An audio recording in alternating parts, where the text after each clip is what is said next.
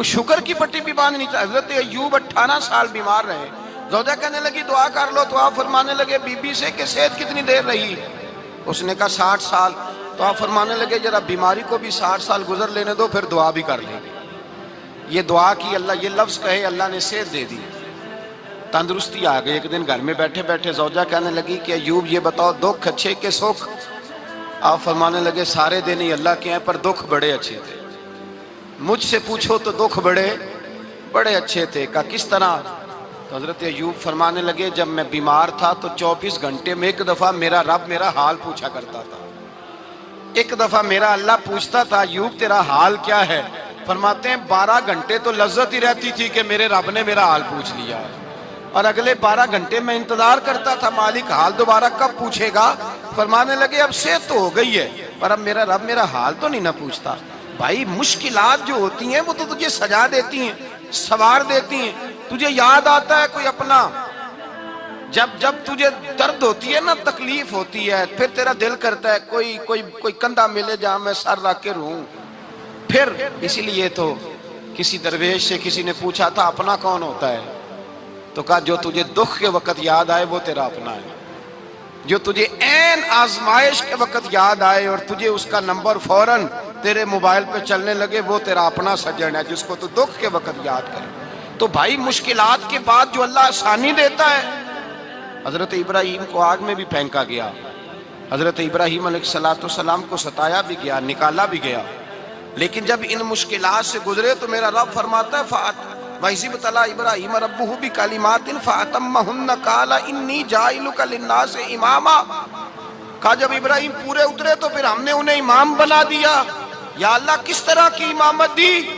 فرمایا میں نے اتنی اعلیٰ شان عطا کی ہے کہ اپنے لاڈلے رسول کو جناب ابراہیم کی نسل میں پیدا فرما دیا ہے، میں نے مصطفیٰ کو ان کی نسل میں پیدا کر دیا، قیامت تک کے لیے ان کا وقار بڑھا دیا۔ اللہم صلی علی محمد وعلی آل محمد کما صلیت علی ابراہیم وعلی آل ابراہیم، ان کی عظمت بڑھا دی، اس لیے کہ جب وہ آزمائش سے گزر کر کے آئے پھر جو آسانی دی۔ میرے نبی پاک صلی اللہ علیہ وسلم نے دین ابراہیمی کی بہت ساری چیزوں کو رکھا، کہا میں ملت ابراہیمی پہ ہوں۔ جب کوئی مشکلات کو عبور کر کے آتا ہے، جب کوئی تکلیفیں سہ کر کے آتا ہے، اس کے لیے جو اجر ہوتا ہے، اس کے لیے جو پھر اللہ کتنی ذرا بڑی توجہ کیجئے گا۔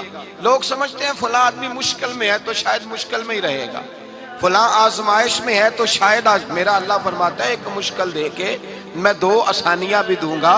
تم مشکل دیکھ رہے ہو، مشکل نہ دیکھو، وہ جو اس کو بعد میں آسانی آنے والی ہے، اور ڈبل جو میں اس پر نعمت کرنے والا ہوں اس کو دیکھو۔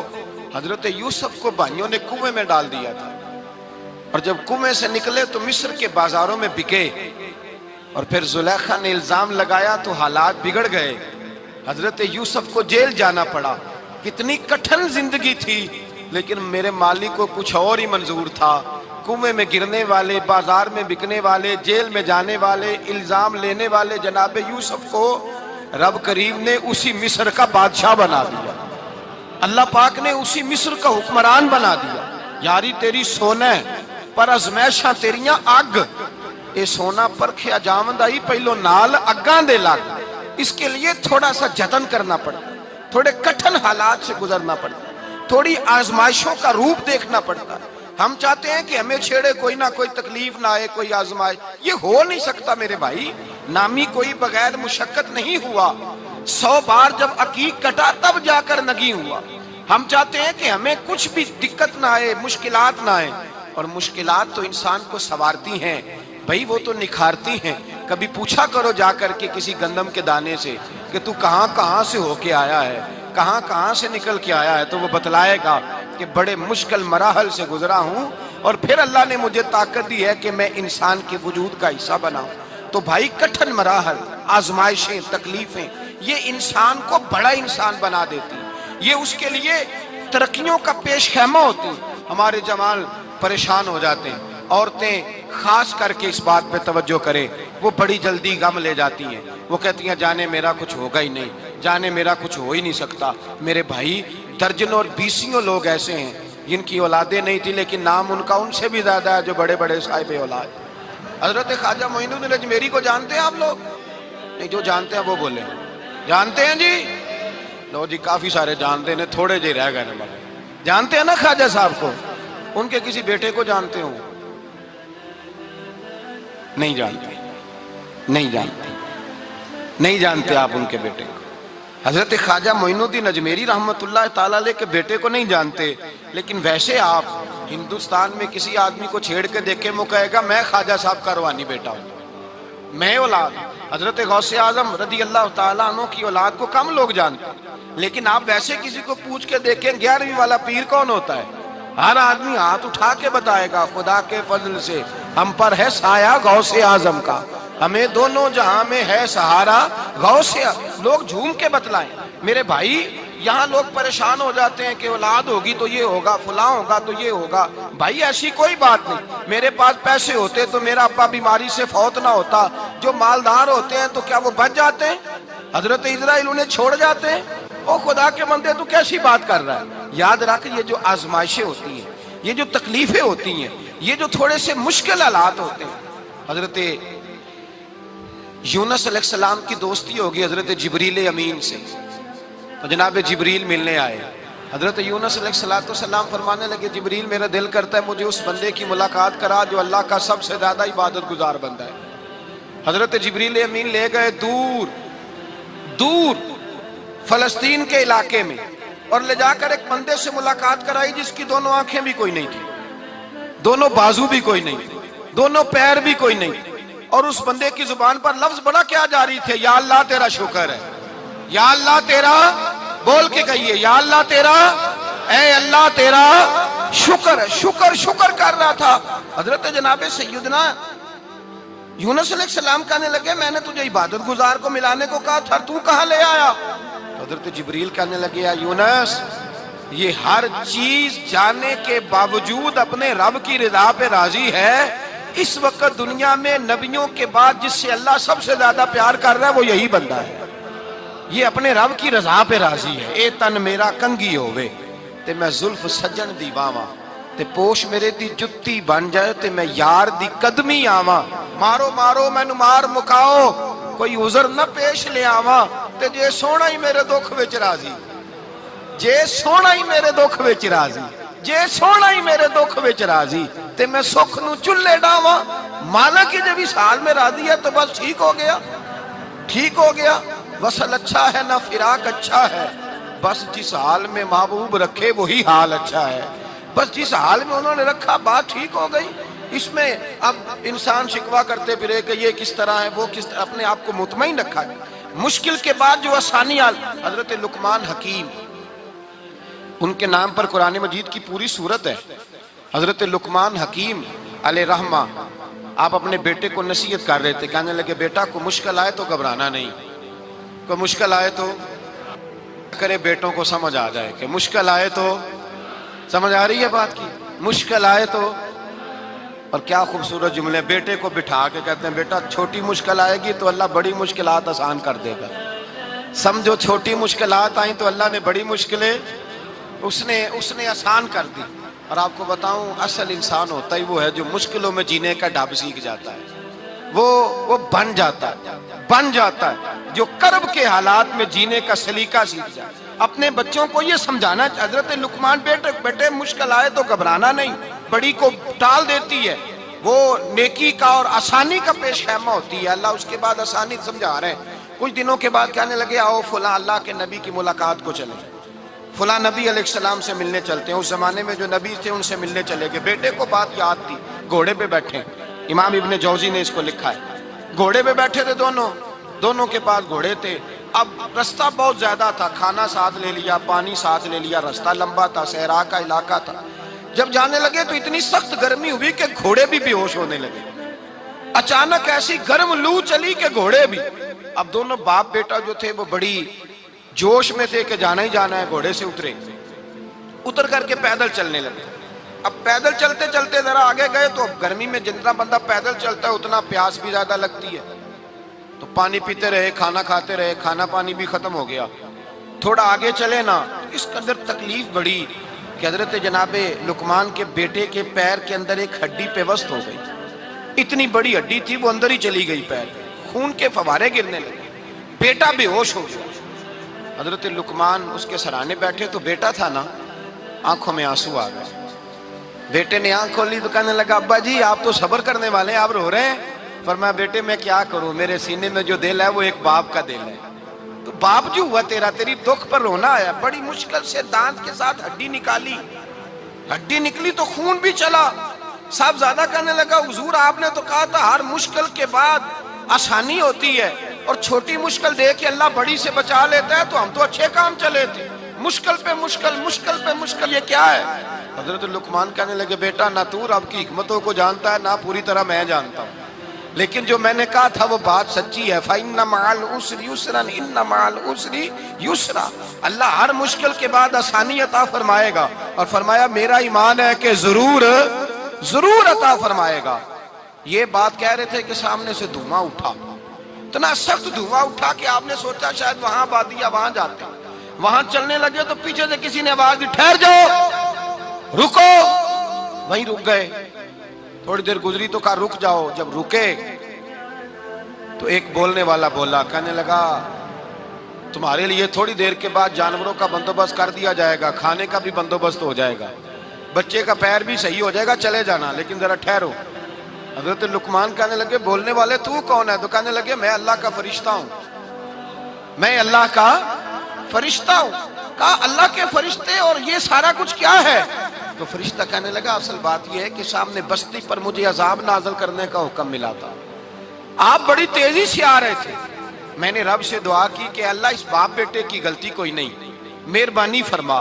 رب نے پہلے آپ کو صحرا میں الجھایا، پھر میری دعا کی برکت سے آپ کے گھوڑے ٹھہر گئے، پھر میری دعا کی برکت سے آپ کا پانی ختم ہوا، پھر میری دعا کی برکت سے آپ کے بیٹے کو زخم آیا، پھر میری دعا کی برکت سے سامنے سے دھواں اٹھا۔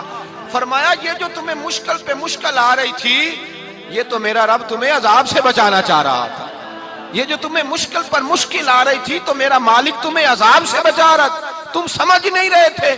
حضرت لقمان نے بیٹے کی طرف دیکھا تو بیٹے کہنے لگے ابا جی بات بالکل سچی ہے، افضل الذکر لا الہ الا لا الہ الا، اور پھر پڑھنے لگے حسبنا اللہ و نعم الوکیل نعم المولا و نعم النصیر۔ یہ ورد ہونے لگے۔ بھائی جب تجھے مشکل آتی ہے، آزمائش آتی ہے، تو اس وقت سمجھتا ہے پتہ نہیں میرے ساتھ کیا بننے لگا ہے۔ اللہ تبارک و تعالیٰ چھوٹی مشکل دے کے تجھے بڑی سے محفوظ رکھتا ہے، چھوٹی بیماری دے کے تجھے بڑی سے محفوظ رکھتا ہے۔ بلکہ میں ایک دفعہ ایک تکلیف میں ایک آزمائش میں مبتلا ہو گیا، تو میں نے اپنے حضرت سے کہا کہ حضور سارے دکھ کٹھے ہی آ گئے، کیا کیا جائے؟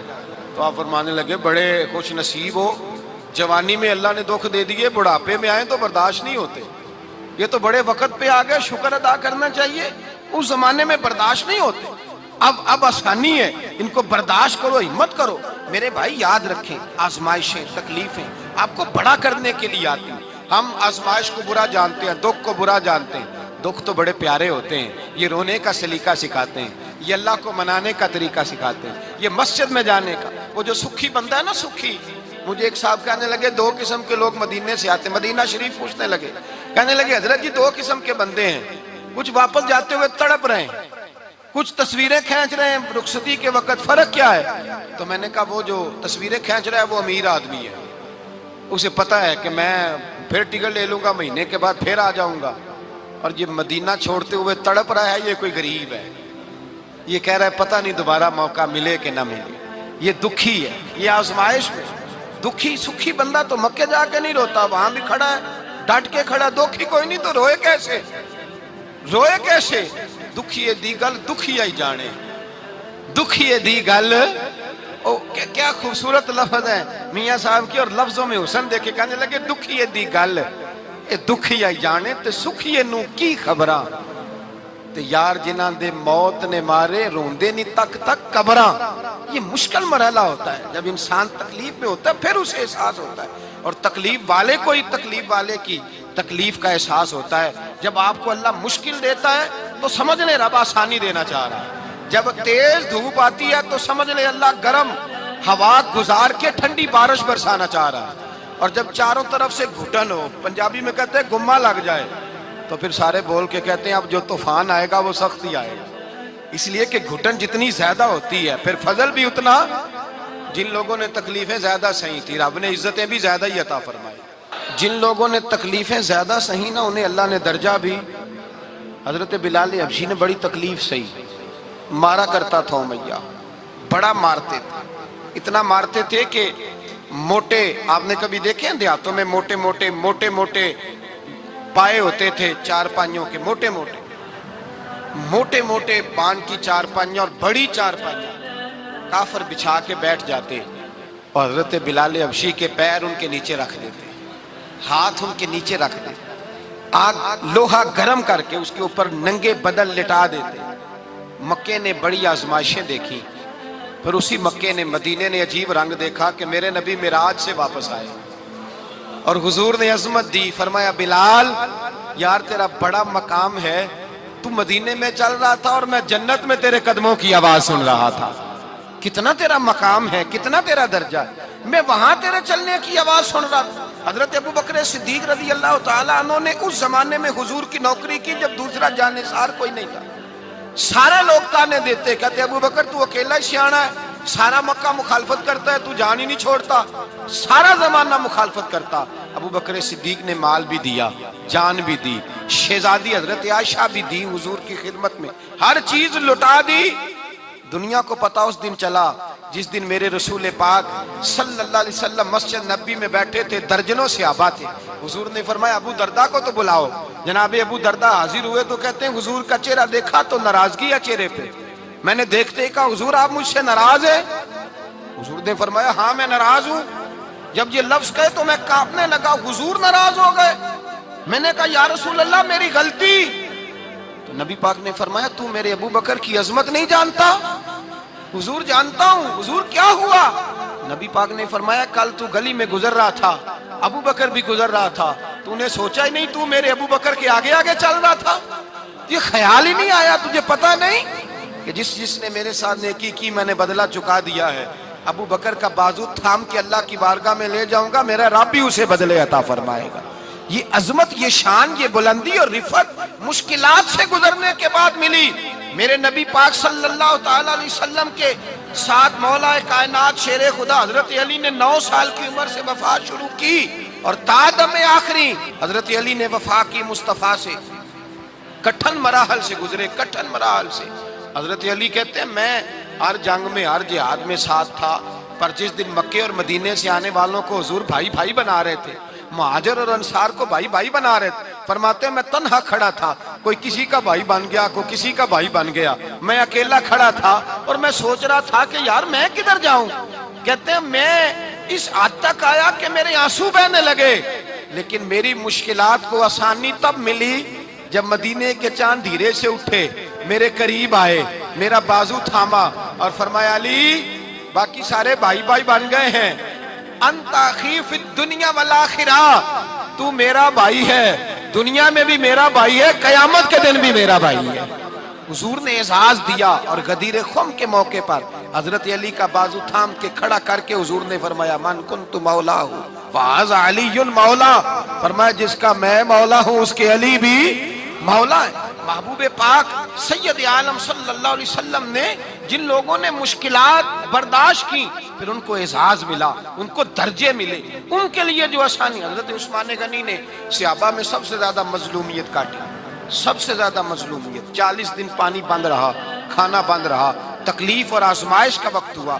امام جلال الدین سیوطی رحمت اللہ تعالیٰ علیہ الحاویل الفتاوی میں لکھتے ہیں، کہتے ہیں جب حضرت عثمان غنی پر کھانا اور پانی بند تھا، ایک شام حضرت عبداللہ بن سلام ملنے گئے، اس شام، اس صبح جس شام حضرت سیدنا عثمان غنی شہید ہوئے، جناب عبداللہ ابن سلام کہنے لگے عثمان تیرا کیا حال ہے، کس پوزیشن میں ہے؟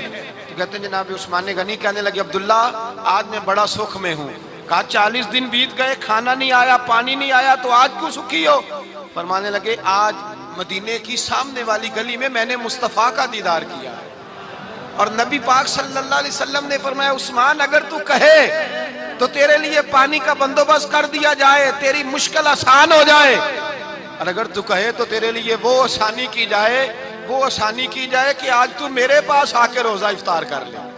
تو حضرت عثمان غنی کہنے لگے میں نے مصطفیٰ سے عرض کیا حضور مجھے یہاں کا سکھ نہیں چاہیے، مجھے وہ آسانی چاہیے جو آپ کے پاس افطار سے ملے گی۔ فرمانے لگے آج میں رخصت ہو جاؤں گا، افطار رسول اللہ کے پاس کروں گا۔ حضرت عبداللہ ابن سلام فرماتے ہیں پھر اس شام حضرت عثمان شہید ہو گئے۔ لوگ کہنے لگے عثمان شہید ہو گئے، اور میں کہنے لگا نہیں، انہوں نے جا کے نبی پاک کے دسترخوان پہ روزہ افطار کر لیا ہے۔ روزہ افطار بھائی، پھر بعد میں جو آسانی ملی ان لوگوں، جو ان لوگوں کو درجات نصیب ہوئی، کٹھن حضرت عبداللہ مزنی حضور کے غلام تھے، قبیلہ مزن کے رہنے والے، والد فوت ہو گئے، چچا نے پالا تھا، اسلام قبول کر لیا، چچا اسلام کا